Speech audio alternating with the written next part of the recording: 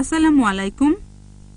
এখানে একজন বোন জানতে চাচ্ছেন পুরুষ আর মহিলাদের জন্য নামাজ পড়ার নিয়মটা কি এক, আর হানাফি এবং শাফিদের নামাজের নিয়মে কি পার্থক্য? বোন, আপনি প্রশ্ন করলেন যে নামাজ পড়ার নিয়মটা পুরুষ আর মহিলাদের ক্ষেত্রে এক কিনা, শাফি আর হানাফির ক্ষেত্রে এক কিনা। আমাদের নবীজি মুহাম্মদ সাল্লাল্লাহু আলাইহি ওয়াসাল্লাম বলেছেন, এটা আছে সহিহ বুখারীতে খণ্ড নম্বর 1। নবীজি বলেছেন, নামাজ পড়ো যেভাবে আমাকে পড়তে দেখেছো। নবীজি এটা বলেননি যে মহিলারা একভাবে নামাজ পড়বে, পুরুষরা আরেকভাবে নামাজ পড়বে। আরেকটা হাদিস, এটা হচ্ছে সহিহ বুখারী খণ্ড 1 বুক অফ সালাহ, যে সাহাবিয়াগণ পুরুষদের মতো করে নামাজ পড়তেন। পুরুষ আর মহিলাদের নামাজ পড়ার জন্য আলাদা কোনো নিয়ম নেই। নামাজ পড়বেন সেভাবে যেভাবে নবীজি পড়তেন, সে আপনি পুরুষ হন বা মহিলা হন। আমি জানি বাজারে এরকম কিছু বই পাওয়া যায়, ইন্ডিয়া সহ সারা পৃথিবীতেই বিভিন্ন মতবাদের লোকজন বলে মহিলাদের জন্য নামাজ পড়ার নিয়মটা আলাদা আর পুরুষদের নামাজ পড়ার নিয়ম আলাদা। এরকম কোনো হাদিস নেই। ইসলাম সম্পর্কে যদি কিছু বলেন, সেখানে কোরআন বা সহিহ হাদিসের রেফারেন্স থাকতে হবে। সব সময় কোরআন এবং সহিহ হাদিস।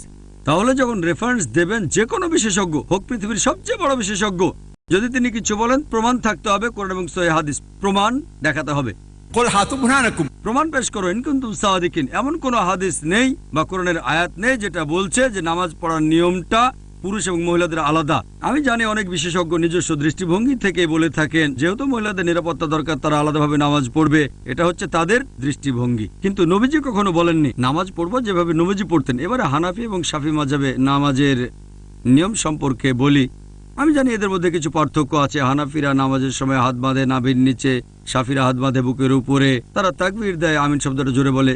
এখানেও আগের উত্তরটাই। সহিহ বুখারী, নবীজি বলেছেন খণ্ড নম্বর 1 বুক অফ সালাহ, নামাজ পড়ো যেভাবে আমাকে পড়তে দেখেছো। আর এই চারজন ইমাম, ইমাম শাফি, ইমাম আহমদ ইবনে হাম্বল, ইমাম আবু হানিফা, ইমাম মালিক, এই চারজন বিখ্যাত ইমামই বলেছেন যদি দেখো আমার কোনো ফতোয়া আল্লাহ এবং রাসূলের বিরুদ্ধে যাচ্ছে, ফতোয়া দেওয়ালে ছুঁড়ে মারো। আমি জানি আবু হানিফা রাদিয়াল্লাহু আনহু বিখ্যাত বিশেষজ্ঞ, তাকে শ্রদ্ধা করি, ভালোবাসি। মানুষে বলে যে তিনি বলেছেন যখন তোমরা নামাজ পড়বে নাভির নিচে হাত বাঁধবে। আবু দাউদে একটা হাদিস আছে, আবু দাউদ খণ্ড নম্বর 1 বুক অফ সালাহ, বলা হয়েছে নবীজি নামাজের সময় নাভির নিচে হাত বাঁধতেন। তবে এটা জয়ীফ হাদিস।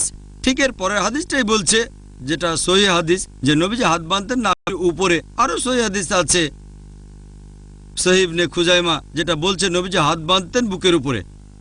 সহিহ হাদিস যখন বলছে নবীজি বুকের উপর হাত বাঁধতেন, নাভির নিচের হাদিসটা জয়ীফ। তাহলে নামাজ পড়ার সঠিক নিয়ম বুকের উপর হাত বাঁধা। তার মানে এই না যে ইমাম শাফির সব কথা ঠিক অথবা ইমাম আবু হানিফা তারা দুজনেই শান্তিতে থাকুন, তিনি ভুল। এরা সবাই বিখ্যাত বিশেষজ্ঞ, তাদের শ্রদ্ধা করি, তারা মহান আলেম। তবে আমরা বুঝতে পারছি না যে সেই সময়ে সব হাদিসই লিপিবদ্ধ হয়নি। আমাদের নবীজির জীবদ্দশায় কোরআন লিপিবদ্ধ হয়েছিল, এটা নিয়ে কোনো সন্দেহ নেই, নবীজির নিজস্ব তত্ত্বাবধানে। তবে হাদিস লিপিবদ্ধ করা হয়েছে নবীজির ইন্তেকালের 50 বছর পর, 100 বছর পর বা 150 বছর পরে। এই বিশেষজ্ঞগণ অনেক আগে এসেছেন, আর যেহেতু তাদের কাছে সবগুলো সহিহ হাদিস ছিল না, তারা তখন যে ফতোয়া দিয়েছেন সেগুলো তাদের তখনকার জ্ঞানের ভিত্তিতে। আমি বলবো না ইমাম আবু হানিফা রাদিয়াল্লাহু আনহু ভুল করেছেন, আমি বলবো এই সহিহ হাদিসটা ওনার কাছে পৌঁছায়নি। হতে পারে যে জয়ীফ হাদিসটা তার কাছে পৌঁছেছিল, আর সেজন্য তিনি বলেছেন হাত বাঁধবে নাভির নিচে।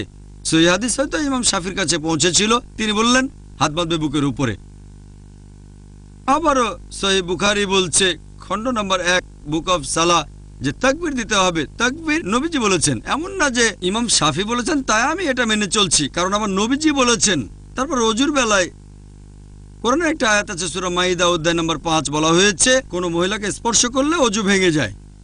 আরবি শব্দটা মাসা, মূল শব্দ লামাসা, মানে স্পর্শ করা। ইমাম শাফি রাদিয়াল্লাহু আনহুর মতে তিনি বলেছেন কোনো মহিলাকে স্পর্শ করলে ওযু ভেঙে যায়। ইমাম আবু হানিফা বলেছেন যদি কোনো মহিলাকে স্পর্শ করে কোনো পুরুষ ওযু অবস্থায়, তাহলে ওযু ভাঙে না। এখন কোরআনের আরবি শব্দটা হচ্ছে লামাসা, মহিলাকে স্পর্শ করলে ওযু ভেঙে যায়। তবে মাসা শব্দটার অর্থ দুটো, একটা হচ্ছে সহবাস করা, আরেকটা হচ্ছে স্পর্শ করা।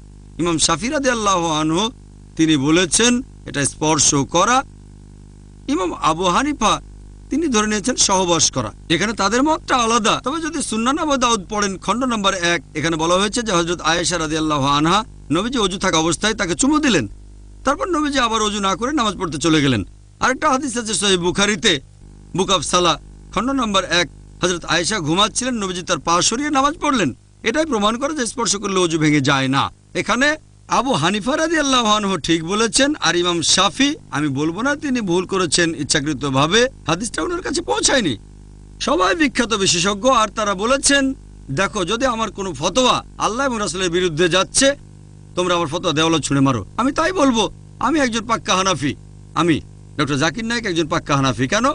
আবু হানিফা ফতোয়া দিয়েছেন নাভিতে হাত বাঁধবে নামাজ পড়ার সময়, কিন্তু সহিহ হাদিস বলছে বুকের উপরে। তাই আমি নামাজের সময় হাত বাঁধি বুকের উপরে, আমি একজন পাক্কা হানাফি। ইমাম শাফি বলেছেন যদি দেখো আমার কোনো ফতোয়া আল্লাহ এবং রাসূলের বিরুদ্ধে যাচ্ছে, সেটা দেওয়ালে ছুঁড়ে মারো। ইমাম শাফি বলেছেন অজু অবস্থায় কোনো মহিলাকে স্পর্শ করলে অজু ভেঙে যায়, কিন্তু সহিহ হাদিস বলছে অজু ভেঙে যায় না।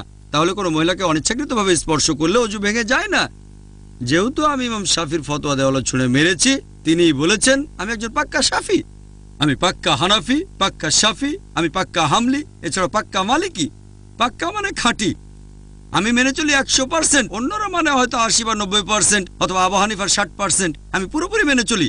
এই চারজন ইমামই বলেছেন যদি দেখো আমার কোনো ফতোয়া আল্লাহ এবং রাসূলের বিরুদ্ধে যাচ্ছে, ফতোয়া দেওয়ালে ছুঁড়ে মারো। এই চারজন ইমামই বিখ্যাত বিশেষজ্ঞ, তাদের শ্রদ্ধা করি। তবে আমাদের বুঝতে হবে সব হাদিস তখনও লিপিবদ্ধ হয়নি। এখন সবকিছু আমাদের হাতের নাগালে, সিডি রোমে পাবেন, বইয়ে পাবেন, অ্যাভেলেবল। তখনকার দিনে ছিল পর্যাপ্ত তথ্যের অভাব। যেমন ধরেন আমার ভাই একজন ডাক্তার, আর কোপার্নিকাস একজন বিখ্যাত বিজ্ঞানী ছিলেন। তবে বিজ্ঞানের ব্যাপারে কোপার্নিকাসের চেয়ে আমার ভাইয়ের জ্ঞান অনেক বেশি, আইনস্টাইনের চেয়েও। তবে আইনস্টাইন আরো মেধাবী ছিলেন। এখন বিজ্ঞান অগ্রসর হয়ে গেছে, তার মানে এই না যে আমার ভাই আইনস্টাইনের চেয়ে অনেক বেশি মেধাবী। আইনস্টাইন আমার ভাইয়ের চেয়ে অনেক বড় জিনিয়াস। তবে যেহেতু অনেক বছর পার হয়ে গেছে, আমার ভাই বিজ্ঞান সম্পর্কে তথ্য বেশি জানে, আধুনিক তথ্য বেশি জানে। তবে বেশি মেধাবী আইনস্টাইন, আইজাক নিউটন বা কোপার্নিকাস। যেহেতু বিজ্ঞান অগ্রসর হয়েছে, তাই আমরা একটু বেশি তথ্য জানি।